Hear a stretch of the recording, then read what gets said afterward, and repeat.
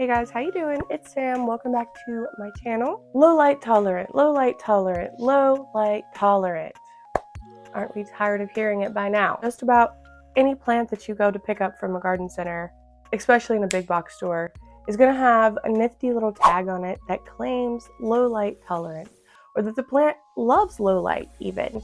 Some plants are low light tolerant. Some plants do prefer lower light. So I seen another planty YouTuber do a video on this recently, and I'm like, hey, that's a good video idea. And I have some plants that are low light tolerant or prefer lower light that I could share with y'all as well. So that's what sparked my interest into making the decision to film this. Majority of the plants that claim they're low light tolerant are not going to thrive if they even grow in low light in all actuality. But there are a few plants. I don't have a ton of low light loving plants in my collection, I'll tell you that right now. But I do have a few and I want to share them with you today. Low light does not mean no light. Low light means north facing window, even like an east facing window. Or it can also mean maybe you have a grow light set up and you have the plant setting down lower from the grow light than recommended, or off to the side from the grow light, which is still getting some of that ambient light. They're still getting some light, it's just not direct light or super intense bright light. It's indirect light or filtered light. Overall, I will say plants with darker foliage tend to do better, or sometimes even prefer lower light, whereas plants with lighter leaves or especially variegation are going to need brighter light to even keep their variegation. So, and I do have some other plants that are low light tolerant, but I wouldn't say they thrive, but they've lost their variegation because they're in low light. Like, they're still growing, their leaves are like not downsizing. However, they're losing their variegation because it's not enough light for the variegation. So with that being said, let's get into my top low light thriving houseplants.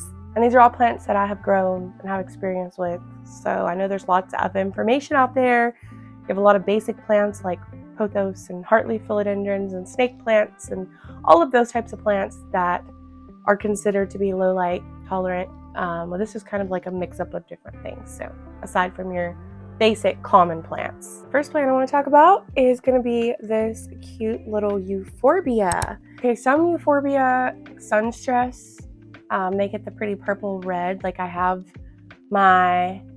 is it the African milk tree, I believe, Euphorbia, and it does just fine, grows just fine in lower light as well. However, I like that red purple coloration on it, so I tend to keep it in higher light and it gets that red color to it.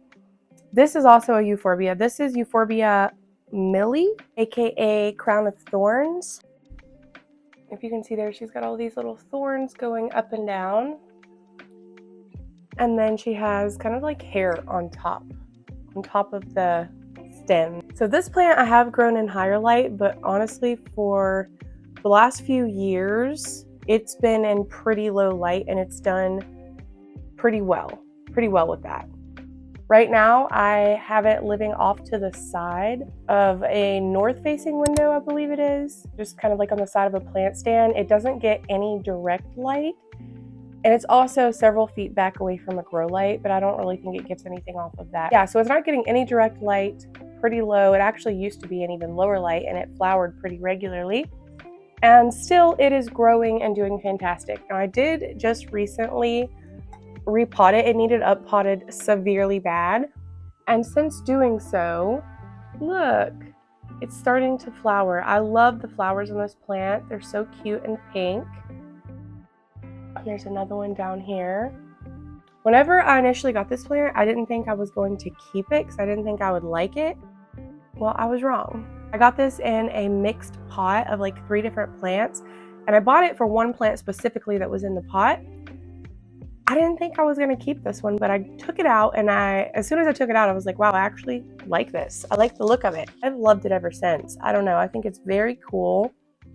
It's very different and quirky for sure.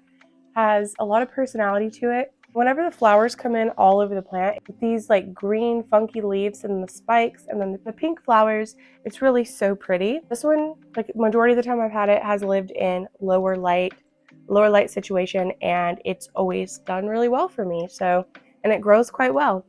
It's putting out some new leaves and more flower blooms, I can see on some of these, and it's also popped up several babies down here in the pot. So yeah, this one could be high or low light probably, but it does just fine in low light. So this is Peperomia incana. I love this plant. I got this 5 or 6 years ago. This was one of my first online plant orders. I think I got it from Etsy.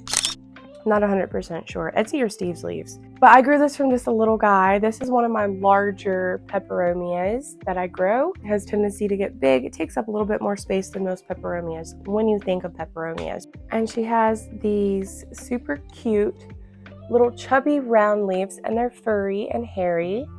I love this plant. If I ever find another one like in store, I will 1000% buy it because of how much I love the Peperomia incana. If you don't have their watering quite right, you will see like curling on the leaves here and there. Look at that new growth. For the most part, really easy going, really chill. I would think, because this is a thicker leaf plant, that it's going to require higher light. But this one has lived in a multitude of different places, and it's always thrived. So right now it lives kind of like on the bottom of one of my plant shelves, and there's the purple and blue strip plant lights, like the cheap ones. They're not very bright. They're great for like begonias and things like that. They're not super bright. They're on the shelf above, so not the shelf directly above, but the second shelf above this one. And I don't even turn them on all the time, honestly. So majority of this plant's light is coming from a grow light that is way up on the ceiling. This is basically on the floor, and it still does so well. Grows beautifully. It's sizing up pretty well. I mean, you know, it's not getting rinky-dink leaves really. They come in rinky-dink and then they get bigger over time. Peperomia incana, I think, probably grows on like the understories, I would say. It's definitely not necessary to give this plant insane bright light. You might get larger leaves and faster growth if you give it brighter light. I really don't remember. It's been so long since it's been getting like super direct light, but it grows just fine. It doesn't really seem to stretch out too bad. You have a little bare spot here, but that's because it's lost a couple of leaves on this stem, is really the only reason. And I think it's just such a lovely plant. It's such a fun one also. And yeah, I really want another one. I want a second one. I could just propagate this, but I want an actual second plant, like a different specimen, just so I can like compare the differences, I guess. But had her a long time, awesome plant, and definitely tolerates and I would say thrives in lower light. So, all right, my money tree. So just recently, and I'm talking like over the last few weeks, I moved my money tree. This is just my all green one, by the way.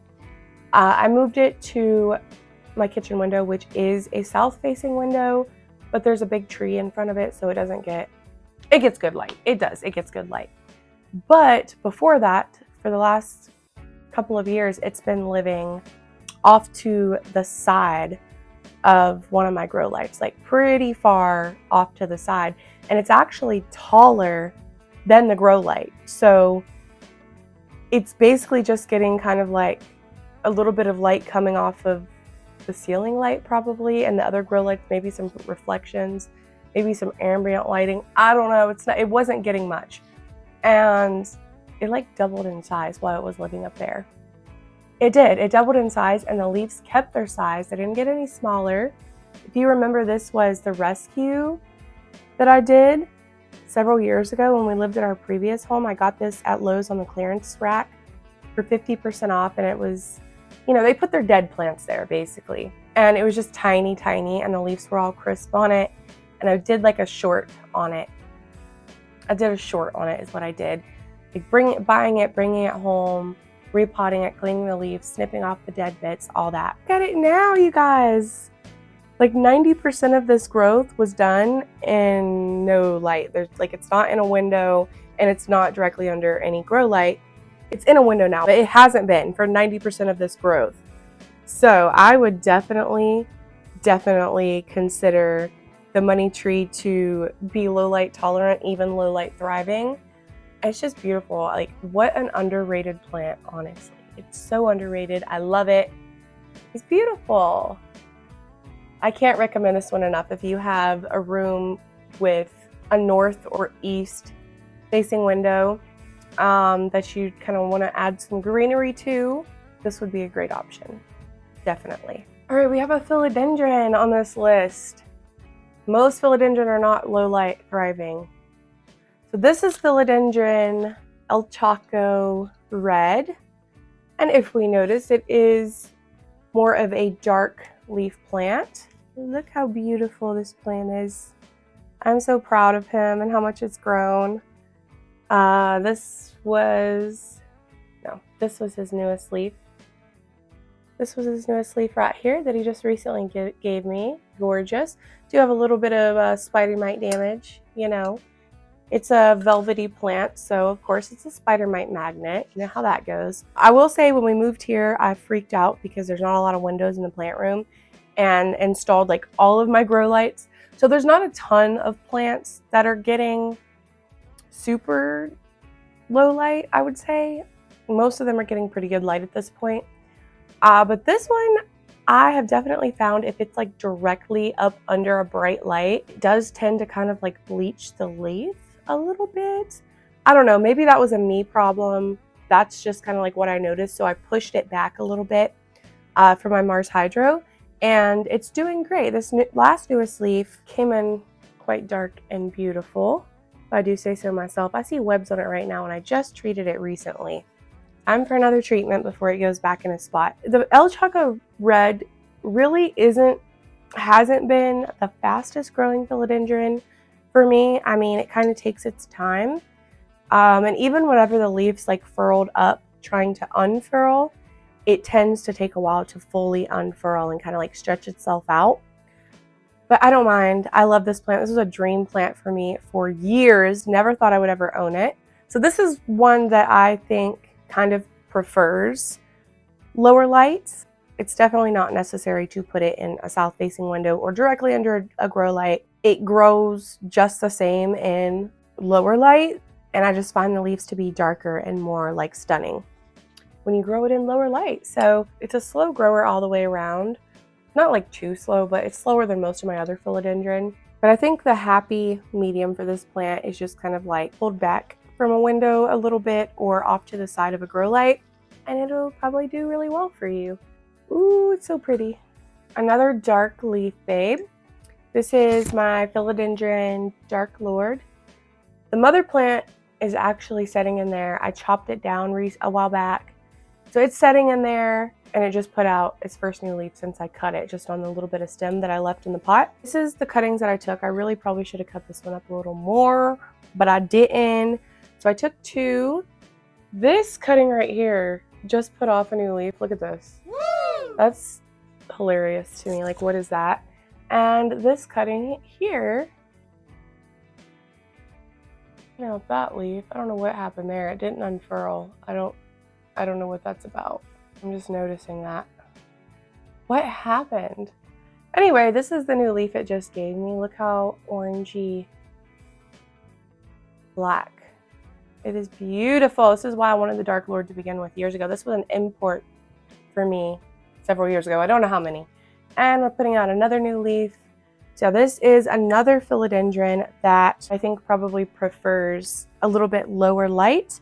Again, this one does really well pulled back away from a grow light. I mean, I haven't noticed any damages or anything whenever it was up under a bright light or getting super direct light. I didn't notice any damaging happening, but yeah, it grows perfectly well, and it grows really fast in lower light. So this one, ooh, it's looking a little crusty dusty right now, just because we're trying to, you know, I think I'm probably gonna have to cut it again because it's still pretty tall, and I wanted to like get it more full and bushy, but it's okay. Calathea rotundifolia / fasciata. My beautiful, beautiful Calathea. Oh my gosh, and this goes honestly for all Calathea, Maranta, Stromanth, all of them. There are certain varieties of Calathea that really do not tolerate bright light at all. This is one of them. I put it under a grow light and yeah, crisped up every single one of its leaves and had to restart itself, and that's why it's not fuller than it is. This Calathea is fantastic. It's just like the easiest Calathea I've ever grown aside from the Zebrina, and it hates super bright light. So I have this one living on the very bottom of a shelf beneath the window, like the window panes up here, it's sitting down here. So it's definitely getting super, like, it doesn't have any light actually hitting the leaves, I don't think. It's just kind of like the crumbs, if you will, the breadcrumbs. And it loves it, and it's thriving, and it's living its best life. All Calathea, though, are low light tolerant, low light required, actually. My beautiful Zebrina, I used to have, it was huge. It was fantastic. I want another one so bad. I made the mistake of when we lived in our old apartment that had just like the walls of windows. Yeah, it was getting direct light, and it wasn't even in front of the window. It was pulled back, but it was still, the light was hitting the leaves, and it completely curled up all of its leaves and threw a fit, and I had to move it so that when the light was coming through, even though it was shining all the way across the room, it wouldn't hit those leaves, or else the plant would just freak out. So yeah, any type of Calathea, Marantas as well, my Stromanths as well, are going to thrive, not just like do well, they're going to thrive in lower light settings. So if you can provide the humidity and the watering schedule that they need, these are perfect plants for low light spaces. Marantas are a little bit more forgiving than Calatheas, so you know, I would recommend those if you don't want all the fuss, but you still want something pretty that's low light thriving. Marantas are great. I have 2 Stromanth Trio Stars that are doing fantastic with very little light. So, you know, great options in my book. I just want to throw this one in here really quick. Lipstick plants. I have several different varieties of lipstick plants. My Mona Lisa is actually blooming right now. They're all constantly blooming, honestly. All of my lipstick plants are low light tolerant, low light thriving. They grow super fast and well. They're always flowering and blooming, and all of them, none of them get direct light. They're all like behind or under other plants that block out the light, and I never have any issues. Now this one is a variegated lipstick plant. Variegated lipstick plants revert almost always. Like, they just have a really difficult time keeping their variegation. So because this one is variegated, it is like more in the window than my other ones. Just for that reason, because I would like to try and keep the variegation as long as possible. But otherwise, majority of lipstick plants don't have any variegation. They will grow and flower for you like clockwork, even with just the smallest amount of light. Okay, so these are great options also for if you're looking for like hanging plants, hanging or trailing plants. Last but not least, come here. My tripod keeps like sliding down. I don't know what that's about. Begonias. Specifically, angel wing cane begonias, and specifically the darker leaf begonias like this guy. I'm not sure the idea on this. I have an idea, but I want to see what you guys say, what you guys think. If anyone cares to try and ID this for me. This is a rescue from Home Depot. I was pissed. And I tried to save this. All of their plants were dead and dying because it was 15 degrees in the plant section of Home Depot. The outside doors were wide open. All the plants were dead. It was a nightmare. I found this little begonia and pushed in the very back behind some other dead plants, and I rescued it for $5 along with another plant. This, I've grown many other types of begonias similar to this. I've grown a lot of angel wing begonias, and they all thrive in lower light. None of them need super bright light. They won't like do terribly if you put them in direct light. color on them on the new growth will be a lot more intense and vibrant in super bright light, but it's not required. They don't need it. Yeah, you could literally just fill a lower light room with a bunch of angel wing begonias, calatheas, and marantas, and there you go. You'll be good, and they're all beautiful. Another example, Begonia Benigo Pink. Look at this gorgeous plant, Begonia Benigo Pink. The red backs, so pretty. If you're gonna put begonias under grow lights, I will tell you, even like the rhizomaceous begonias, they love the little purple, red, and blue cheapy strip lights. Begonias love those. Love them. A lot of plants don't really do that well under them. It's just not enough light for them. But begonias absolutely love it if you're going to put them under a grow light. Begonias, like I said, great option. Cannot go wrong with a good angel wing begonia. And it's like such a good space filler, especially these angel wings, because they just like span out. They, you know, they like stretch out and get super bushy, and oh, that's beautiful. I can't get enough. Okay, that's pretty much it. Like I said, all plants need some light, so don't put them in the dark, please. There definitely are options, and there's a lot of other videos on YouTube of other people that have their own recommendations based off of their own experiences. And this is just a few of mine. Oh, another one I'll throw in is anthurium. Anthurium, especially velvety leaf anthuriums, like my Philodendron, has been grown in pretty low light, thrived. My magnificum hates super bright light. I put that one when we moved here in my grow cabinet where it's got really bright light, and it went on the decline so rapidly, and it wouldn't grow, and it was crisp in its leaves, and I moved it out of there, and now it's doing a lot better. All of the velvety leaf anthuriums that I have tried in super bright light, because I don't know why I just assumed that they wanted really bright light. They did not like it at all. Threw a fit, and I just find that they all do much better in lower light, like indirect light. So anyway, that's it. That's all I wanted to share with you. Leave your recommendations down below and let me know if you had any experiences similar to mine with these plants that I showed you and their lighting situations. And other than that, I'll see you soon in my next video. Do keep in mind these are just my own opinions and experiences, so don't shoot the messenger, okay? I'll see you again soon in my next video. Bye.